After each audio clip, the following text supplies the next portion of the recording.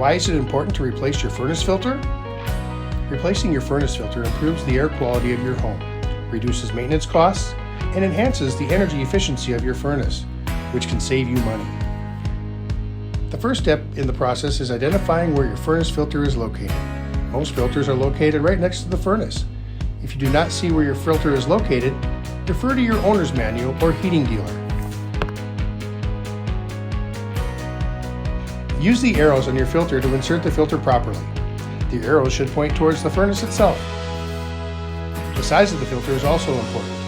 An easy way to identify the size is by looking at the existing filter.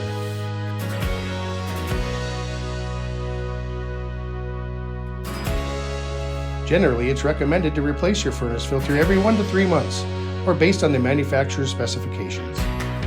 Routine filter replacement is a simple yet effective way to maintain the efficiency and performance of your heating system while ensuring better indoor air quality for you and your family.